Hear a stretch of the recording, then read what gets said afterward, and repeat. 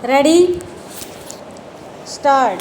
श्रीमान कोमा, मैं आपको बताऊंगा कि खेती में सुधार के बारे में हमारे कुछ लोगों का क्या विचार है। विराम। हमने विभिन्न दृष्टिकोणों से अलग अलग विचार किया है, विशेष रूप से सबसे ऊंची सीमा बांधने तथा सहकार के प्रश्न पर, किंतु हम अनुभव करने लग गए हैं कि दोनों का आपस में गहरा संबंध है। विराम।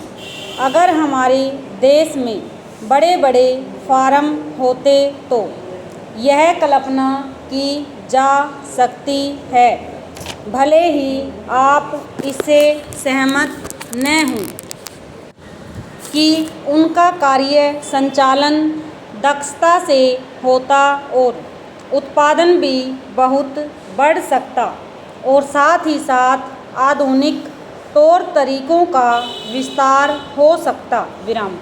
भारत की मूल समस्या यह है कि यहाँ जोत की भूमि छोटी है और टुकड़ों में बटी है। विराम। साधारण तौर पर मैं कहूँ कि यह 1,2 या 3 एकड़ है। विराम। इतनी छोटी जोत की भूमियों से हमारे किसान केवल अपना काम भर चला सकते हैं, लेकिन आधुनिक तौर तरीकों को अपनाने में बहुत कम प्रगति करेंगे। विराम। अब सबसे ऊंची सीमा बांध देने से ऐसा भी हो सकता है कि कुछ एक जो बड़े फार्म हैं उनमें काट छांट हो, जो कि प्रयोजन भी है। विराम।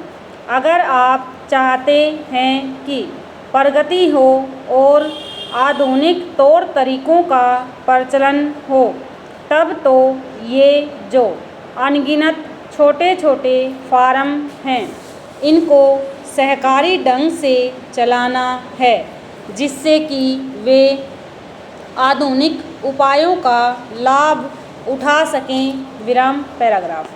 सहकारी ढंग से कार्य करने से मेरा मतलब है विविध प्रकार से सहयोग देना। विराम। हम सोचते हैं कि पहला कदम सहकार होना चाहिए और ऋण के अलावा अन्य कई प्रकार से भी सहायता की जा सकती है, जैसे वस्तुओं को खरीदना और बेचना, बीज, खाद तथा इसी प्रकार की वस्तुओं को दिलाना। विराम।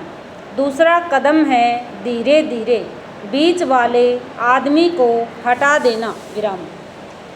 फिर दूसरी स्थिति आती है जिसको मिलजुल कर खेती करना कहते हैं, यद्यपि उसमें भूमि पर अधिकार बना रहता है। विराम। इस प्रकार का हमारा दृष्टिकोण है, जिससे अधिक से अधिक सीमा की समस्या को सहकारों से अधिक जोड़ा जा सके, नहीं तो उत्पादन गिर जाने का भय है। विराम। यह एक जटिल समस्या है जिस पर मनन हो रहा है। विराम।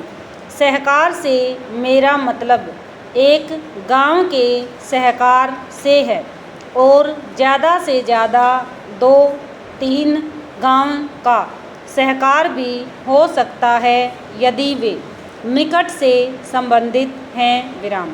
लेकिन हमारी सरकार इनकी भरपूर सहायता करेगी। विराम। ओवर।